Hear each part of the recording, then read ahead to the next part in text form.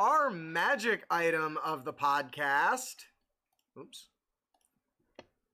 is the Emerald of the Live Blessing Rune, a wondrous item that's very rare and does require attunement. This flower-shaped stone measures about 2 inches on each side and ½ an inch thick with a live rune carved into it. The gem is translucent and radiates a faint emerald green light from its core. The emerald has the following properties, which works only while on your person. Yep. One example of this is you can cast a Gust. You can cast the Infestation cantrip from Xanathars. That's right, Gust. Yeah, that's clearly a typo from the template that I grabbed. Way to fail! Out of my mouth. It's supposed to be infest. That's a weird way to spell gust. Yes, you can. Okay. I'm human. I used one of my previous template that I made. Back up. Infest. You can cast the Infest cantrip from Xanathars. There we go. That was for you, editor. My bad. Wow. Sorry. Okay, so Nature's Ally. You have advantage on all saves against poison and disease effects, magical or otherwise. Nice. That's a really good one. And Nature's Bounty. You can cast a Goodberry spell without expending a spell slot. And you can't use this feature again until next dawn.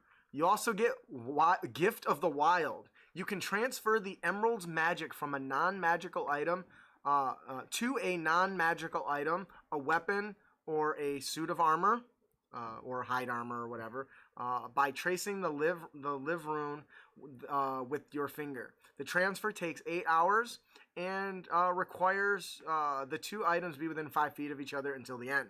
The emerald is destroyed in the process, and the rune appears in green upon the chosen item. Yeah. Just gains benefit based on its form. So that you're saying you can change the emerald into attach armor? it to a weapon. You don't change it; you attach it to something that already exists. Yep. So I did not come up with this idea.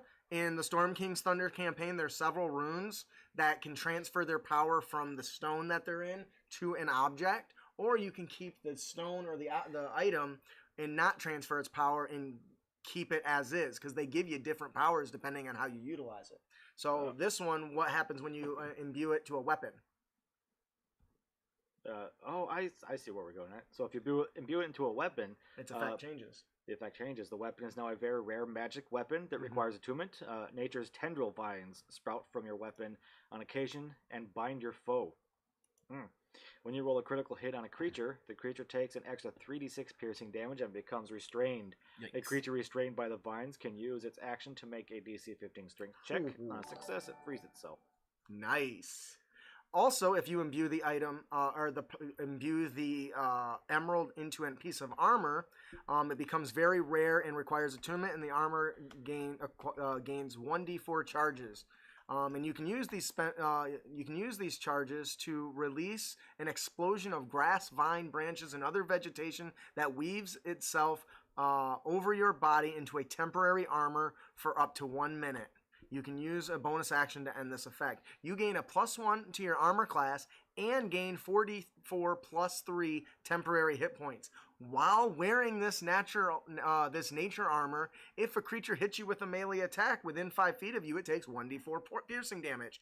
Additionally, when you use this attack, use the attack action to grapple a creature, or a creature grapples you, they also take 1d4 piercing damage. The armor regains all expended charges daily. If you expend the armor's last charges, roll a d20. On a 1, the armor and rune is consumed, the rune on the armor is consumed, and the armor becomes mundane once again. What do you guys think about this magic item? You can do a lot with it. There are options. And it sounds fun. Yeah. Yes, I really like these. It's like having gemstones in Diablo, but the stones actually do shit before you put them in stuff. Yes.